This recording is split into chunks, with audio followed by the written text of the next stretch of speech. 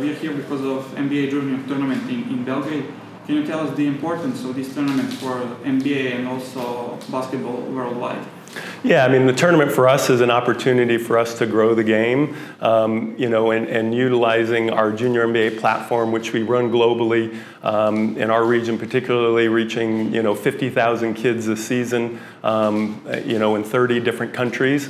And this is kind of a culmination of it in this region, working with Arena Sport as our presenting partner, to bring these kids from the Croatia and Slovenia and Bosnia and Herzegovina to compete against each other over a 3-day period. It's an opportunity not only for them to play and compete and see the other levels, but it's also an opportunity for them to make friends, to learn the values of the game of teamwork, sportsmanship, and meet NBA and WNBA players.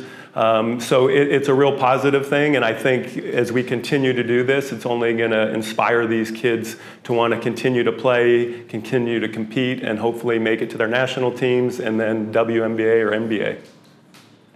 We saw Nikola Jokić, Luka Doncic, and players from this region making a huge impact in NBA, but also in the past with Jokić, Jokić, and so on. Yeah. So how important Balkan is in this region for NBA? It's very important. I mean, I think from this region, or even maybe Serbia, we've had 39 players since 1989-90 that have competed in the NBA. So you can see the growth. I think France is probably the only other country that has had more players in that time period. So they've impacted the game, and now, when the players were first coming in, they were big pieces on their team, right? But now this next generation, you're getting MVPs, they're winning championships, and that's only going to help inspire players in the Balkans, players in Europe, and players globally to want to try to get to that level and know it's possible. And it's not always about, being the best athlete, right? Nikola Jokić he's a great athlete, but he's not the quickest guy on the court. He's not the most athletic, but it shows that you can have different skill sets, IQs, and make your team better. And I think that's one of the keys that's from this region that's helping grow the game across the world and here. What's your opinion about recently finished Olympic Games in Paris? We saw South Sudan, Japan, a lot of new countries showing great basketball.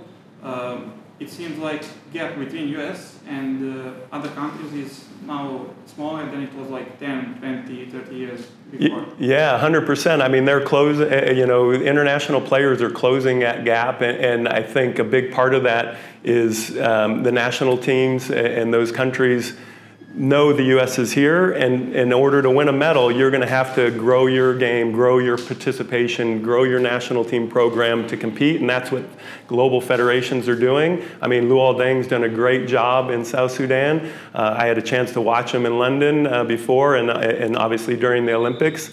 But the Olympics is a great platform that everybody around the world, so that piece right there is going to grow fandom for basketball, and I think as these teams continue to get better, obviously France took the U.S. to the wire. It was not an easy pathway, and I think it's going to continue to be a challenge for us, and the U.S. is going to have to really stay on top of their toes to hold on to that #1 spot.